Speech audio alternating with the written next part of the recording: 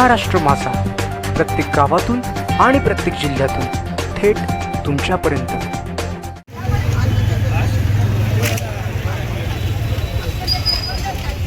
कर्जत वाचवा, निसर्ग वाचवा, कर्जत वाचवा, निसर्ग वाचवा, कर्जत वाचवा, निसर्ग वाचवा। कर्जत आमच्या हक्काचा, आई कुणाच्या बापाचा, कर्जत आमच्या हक्काचा, आई कुणाच्या बापाचा। कर्जत मध्ये जे प्रकल्प येत आहेत आणि त्या प्रकल्पांच्या माध्यमातून आज या आपल्या कर्जतचा डम्पिंग ग्राउंड करण्याचा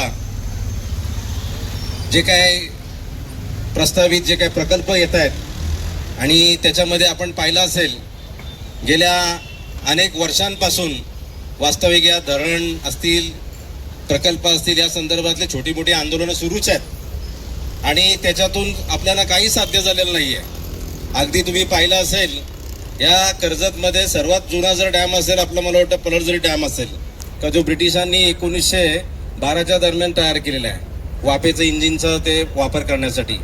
परंतु आज त्याची परिस्थिती जर पाहिली तर तिथल्या गावातल्या लोकांना सुद्धा पाण्याचा वापर करता येत नाहीये। त्याच्यानंतर पाहिलं असेल आपला पाली बुतुली डॅम जो गेल्या 31 वर्षापासून रखडलेला आहे तर ज्या परिसरामधला सुद्धा कुठल्याही प्रकारचा पाण्याचा वापर कारण त्याच्यामध्ये जे कालवे तयार करायचे होते ते शासनाला तयार करता आले नाही आणि म्हणून त्या धरणाचं सुद्धा कुठल्याही प्रकारचं पाणी हे स्थानिक लोकांना वापरता येत नाहीये। त्याच्यानंतर तुम्ही पाहिलं असेल कोंढाणा डॅम तर जो डॅम म्हणजे मला वाटतं महाराष्ट्रात फेमस डॅम आहे आणि त्याच्या संदर्भातला बरेचसे वादग्रस्त इश्यूज त्याच्यामध्ये झाले आणि तो आता कुठेतरी त्याचं ॲक्विजिशन सुरू झालंय परंतु त्या डॅमचं सुद्धा 1% पाणी या कर्जतसाठी कुठल्याही प्रकारचं नियोजित केलेलं नाहीये। असं असताना पोशीर आणि शिलार आहे त्या पोशीर शिलारमध्ये सुद्धा कुठल्याही प्रकारची व्यवस्था करण्यात आलेली नाहीये की ज्याच्यामध्ये हजारो हेक्टर जागा ही ॲक्वायर होणार आहे, हजारो हेक्टर फॉरेस्टची जागा ही त्याच्यामध्ये संपादित होणार आहे। आणि हे सर्व होत असताना आता टोरेंट प्रकल्प आलेला आहे आणि त्या टोरेंटमध्ये तुम्ही पाहिलं असेल 932 एकर जागा ही ॲक्वायर होते त्याच्यामधली 600 एकर जागा ही पूर्णपणे फॉरेस्टची आहे आणि महत्वाचं म्हणजे हा सेन्सिटिव्ह झोन आहे पश्चिम घाटामधली ही प्रॉपर्टी आहे का ज्या जंगलामध्ये अनेक वन्यजीव अनेक अशा वनस्पती अनेक अशा गोष्टी आहेत कीटक आहेत बुरशी आहे या छोट्या मोठ्या गोष्टींचा हा पर्यावरणासाठी खूप फायदा असतो। आणि असं असताना ह्या म्हणजे तुम्ही पाहिलं असेल गेल्या 20 वर्षापासून भीमाशंकरचा रोड जायला जर कोणी अडचण तयार केली असेल ती फॉरेस्टनी आणि त्याच फॉरेस्टला अचानक असा काहीतरी साक्षात्कार झाला का नाही आता ही जागा तुम्हाला आम्ही देऊ शकतो आणि ती टॉरेंटला त्याने आदान केलेली आहे का या टॉरेंटनी ही फॉरेस्टची जी जागा आहे ही फॉरेस्टची जागा पूर्णपणे त्यांना दिलेली आहे। बरेचसे मुद्दे आज दिवसभर आपण एक दिवसीय धरणे आंदोलन करतोय आम्ही त्याच्यातलं पत्रक सुद्धा तयार केलेलं आहे दिवसभरामध्ये या विषयावर आपण बोलणार आहे। सर्वांना मी या निमित्ताने विनंती करतोय का आपण इथे स्टेजवर येते असताना कुठल्याही प्रकारचा आपल्याला चुकीच्या घोषणा द्यायच्या नाहीयेत चुकीचं कुठल्याही प्रकारचं असंविधानिक आपल्याला कुठल्याही प्रकारचं भाषण करायचं नाहीये। आपल्याला याच्यातून काय साध्य केलेलं आहे आजचा हा एक दिवसीय धरणं आंदोलन आयोजित करण्याचा मुख्य हेतू असा आहे कारण आपण गेल्या अनेक वर्षापासून बघतो ही सर्व प्रकल्प धरणं येत असताना 1% फायदा कर्जतला नाही या धरणांचा। टोरेंट आणि टाटा 100 वर्षापासून वीज निर्मिती करतोय परंतु त्या परिसरातल्या लोकांना आज पण 1% वीज मोफत दिलेली नाही किंवा सबसिडी दिली नाही। याच्यापेक्षा भयानक म्हणजे 10 तास अजून आज पण आपण लोड शेडिंग मध्ये असतो म्हणजे एक टाटाचा प्रोजेक्ट इथं सुरू असताना कुठल्याही प्रकारे तुमच्या विजामध्ये किंवा तुमच्या लाईट मध्ये कुठल्याही प्रकारचा बदल झालेला नाहीये आणि अशी परिस्थिती असताना टोरेंट आलेला आहे आणि आता टोरेंटच्या माध्यमातून आम्ही प्रचार प्रसार करतोय। तुम्ही पाहिलं असेल एकीकडं 600 एकर जंगल उद्ध्वस्त होणार लाखो झाडं उद्ध्वस्त होणार आणि त्याच्याही पलीकडे जाऊन तुम्ही आता कालचं नोटिफिकेशन सोशल मीडियावर पाहिलं असेल की ज्याच्यामध्ये 14 किलोमीटर हाय टेन्शन ही जी त्यांची जी वायर ही फिरणार आहे म्हणजे त्या परिसरातले शेतकरी सुद्धा मोठ्या प्रमाणामध्ये याच्यामध्ये बाधित होणार आहेत। भविष्यामध्ये त्यांच्या घरांच्या आणि जमिनीच्या किमती आहेत या सुद्धा कमी होणार आहेत कुठल्याही प्रकारची विकास कामं करता येणार नाहीये आणि इतका विनाशकारी जो प्रकल्प आहे हा प्रकल्प का लादलेला आहे हा सर्वात मोठा प्रश्न आहे। आणि म्हणून हे सर्व जी प्रकल्प आहेत त्याच्यात भरीत भर तुम्ही पाहिलं असेल आता रेल्वेचा कारशेड झालाय त्या कारशेड मध्ये 9 किलोमीटरच्या कारशेड मध्ये तुम्ही पाहिलं असेल मोठ्या प्रमाणामध्ये अनेक जमिनी संपादित केलेल्या आहेत आता बेंडसे वगैरे त्या परिसरामध्ये त्या कारशेडच्या ह्याच्यातून पुराची परिस्थिती तयार झालेली आहे. म्हणजे कर्जतला मुंबईच्या 2.0 आणि 3.0 साठी पुढच्या 20 वर्षाची दूरदृष्टी म्हणून कर्जतला डम्पिंग ग्राउंड तयार केलेलं आहे. आणि मग जर मुंबईसाठी जर कर्जत जर पर्याय असेल तर मग पुढच्या 20 वर्षासाठी कर्जतचं धोरण, कर्जतची चिंता कोण करणार आहे? कर्जतला 3 लाखाच्या आसपास लोकसंख्या आहे. ही 3 लाखाची लोकसंख्या जाईल कुठे? त्यांच्या इन्फ्रास्ट्रक्चरचा विचार तुम्ही करणार आहेत की नाही? त्यांच्यासाठी रोड, प्रायमरी ज्या बेसिक सुविधा आहेत त्याच्याबद्दलची चिंता कोण करणार आहात? म्हणजे आता शिरूर हायवे सुद्धा जातोय. शिरूर हायवे साठी सुद्धा जमिनी संपादित होणार. शिरूर हायवे साठी सुद्धा हे डोंगर कापलं जाणार आहे. इथलं फॉरेस्ट उद्ध्वस्त होणार आहे. म्हणजे कर्जतला कुठल्याही प्रकारचं पर्यावरण राहणार नाहीये. आज तुम्ही पाहिलं असेल 5,000 लोक आहेत आपली भूमिपुत्र इथली. त्या 5,000 लोकांनी छोटे मोठे इथे उद्योगधंदे फार्म हाऊस तयार केलेले आहेत. एका फार्म हाऊस मध्ये 5 लोक जरी कामाला पकडली तरी हजारो लोक या कर्जतची ही त्यांना त्यांच्या पोटा पाण्याचा त्यांना एक उदरनिर्वाहाचं साधन तयार झालेलं आहे. आणि जर उद्या ही कर्जतला येणारी जी लोक आहेत ती पर्यटन बघायला येतात, निसर्ग बघायला येतात. आणि हे जर निसर्ग जर उद्ध्वस्त झालं तर मग कर्जतला राहणार कोण? कर्जतला येईल कोण?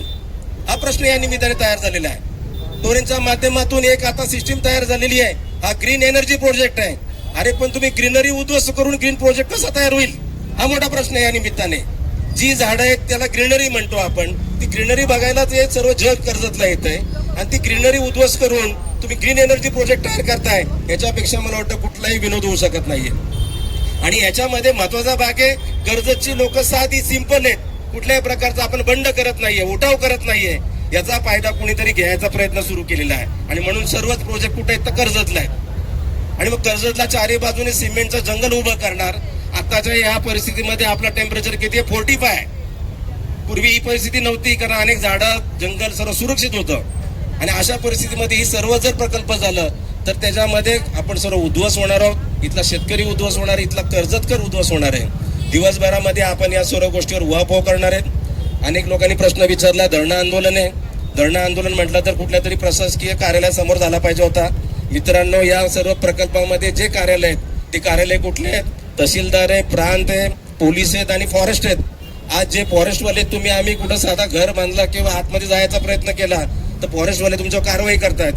टोरेंटवाल्यांच्या अधिकृत आज कुठल्याही प्रकारची मान्यता आली नसताना त्यांच्या मशिनरी आता कुठे आहेत? जंगलामध्ये आहेत. तुमच्या आमच्यावर आता खोटे गुन्हे दाखल होत आहेत. तर अशा परिस्थितीमध्ये हे सर्व कार्यालय आहेत. मग त्याच्यामध्ये सेंटर पॉईंट जर कुठला असेल तर ऐतिहासिक एक चौक आहे. आणि म्हणून या चौकामध्ये आपण हे धरणे आंदोलन केलेलं आहे. या निमित्ताने तुम्हाला सांगतो, कर्जतमध्ये आपण फक्त आता व्हॉट्सअप पुरतं उरलेलो आहे. आपण व्हॉट्सअपच्या पलीकडे जात नाहीये. या तालुक्याला इतिहास आहे. हुतात्माबाई कोतवाल असतील, हिराजीबाई असतील, तर यांनी जो इतिहास केलेला आहे स्वातंत्र्याच्या लढ्यामध्ये तो आपण कुठेतरी विसरत चाललेलो आहे.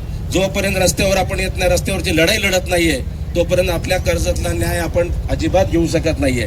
आणि म्हणून आम्ही हे आंदोलन जाहीर केल्यापासून तुम्ही पाहिलं असेल का गेल्या 8 दिवसामध्ये हे सर्व प्रकल्प तुमच्या आमच्यावर कसे विनाशकारी आहेत, यांनी तुमच्यावर काय परिणाम होणार आहे, ही सोशल मीडियाच्या माध्यमातून चर्चा सुरू झालेली आहे. आणि दिवसभर या आजच्या आंदोलनाच्या निमित्ताने सुद्धा काय या प्रकल्पाच्या माध्यमातून तुम्हाला फायदा आहे. म्हणून आम्ही वारंवार प्रश्न विचारतोय. कोंढाणा धरणामध्ये इतकं मोठं पाणी नवी मुंबईला जाणार आहे, 1% पाणी कर्जतला नाहीये. पोशीर शिलारमध्ये सर्व पाणी नवी मुंबई आणि मुंबई महानगरला जाणार आहे, 1% सुद्धा पाणी तुमच्यासाठी नाहीये. त्याच्यानंतर पाली बुतुलीचं पाणी आता MIDCला ट्रान्सफर करणार आहेत. म्हणजे तो त्या पाण्याचा सुद्धा तुम्हाला उपयोग नाहीये. पडझरी डॅम आहे त्याचा सुद्धा तुम्हाला फायदा नाहीये. आता टोरेंटमध्ये सुद्धा 2 डॅम तयार होणार आहेत, कारण हा पंप स्टोरेज प्रोजेक्ट आहे. खालून पाणी वरती आणि वरून पाणी खाली. आणि ह्या सर्व याचा तुम्ही विचार केला का? एवढी सर्व धरणं झाल्यानंतर 9 धरणं तयार होतात. किती? 9. टाटाचे 2, टोरेंटचे 2, कोंढाणा, पोशीर, शिलार, पाली बुतुली. आणि आज जर तुम्ही ही आंदोलनं केली नाही तर भविष्यामध्ये अदानीचा प्रोजेक्ट येतोय, सेम एनर्जी प्रोजेक्ट येऊन अशाच प्रकारची पॉवर डेव्हलप होणार आहे. आणि हे प्रोजेक्ट काय इझी होतील? कारण आज जंगल तोडायला परमिशन नव्हती, परंतु टोरेंटला दिलेलं आहे. मग टोरेंटला दिलेलं आता आम्हाला पण द्या. म्हणजे ही जी भीमाशंकरचं जे काही जंगल आहे हे आता फक्त कशासाठी आहे तर आता अशा प्रकारच्या प्रोजेक्टसाठीच आहे. मग या खासगी प्रकल्पासाठी रेड कार्पेट का? तुम्हाला आम्हाला उद्ध्वस्त करून हे कशासाठी चाललेलं आहे? आणि म्हणून जर आज जर आपण याच्यावर बोललो नाही, अनेक जणांचा हा सुद्धा मुद्दा आहे. या सर्व प्रकल्पामध्ये खूप मोठी शक्ती आहे, पडद्यामागे पडद्या समोर आहे. तुम्ही हे सर्व आंदोलन करून काय साध्य होणार आहे? मित्रांनो, मी आजच जाहीर करतोय, हे आंदोलन यशस्वी होईल, अयशस्वी होईल याची चिंता आम्ही करत नाहीये. परंतु पुढच्या पिढीमध्ये जेव्हा कोणतरी आम्हाला विचारेल काही सर्व झाडं तोडली जात होती, हे कर्जतचा जेव्हा ऱ्हास होत होता तेव्हा तुम्ही त्याच्यावर बोलले का? आणि तो इतिहास आम्ही आज तयार करणार आहेत का आम्ही याच्यावर बोललोय, आम्ही त्याच्यामध्ये यशस्वी नंतरचा भाग आहे, कुणी बोलायचंच नाही अशी कुठली मक्तेदारी नाहीये आणि तो बोलण्याचा प्रयत्न आम्ही सुरू केलेला आहे. आणि या निमित्ताने जे अनेक लोक मुकी झालेली ती सुद्धा आता बोलायला लागलेली आहेत, हे आमचं यश असणार आहे. तर आपण दिवसभर या आंदोलनामध्ये आपलं सहकार्य राहील.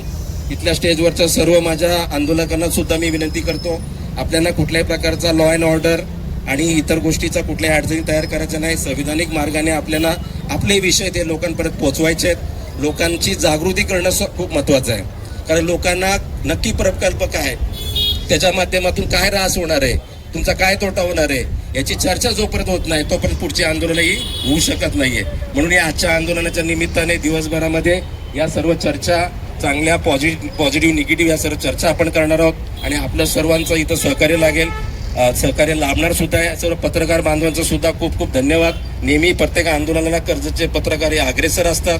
आज सुद्धा दिवसभर तुम्ही कव्हरेज करून ज्यांना शक्य झालेलं नाही कामानिमित्त त्यांच्यापर्यंत या तुमच्या माध्यमातून आमच्या ज्या लोकांच्या भावना त्या पोहोचणार आहेत. तरी पुन्हा एकदा मी सर्वांचं धन्यवाद देतो आणि आजच्या या आंदोलनाला खूप चांगल्या प्रकारचा प्रतिसाद दिलेला आहे. दिवसभर आपण अशाच प्रकारचं आम्हाला सहकार्य कराल अशी मी विनंती करतो. महाराष्ट्र माझाला सबस्क्राईब करा आणि बाजूचा बेल आयकॉन प्रेस करून मिळवा आपल्या परिसरातील ठळक आणि ताज्या घडामोडी.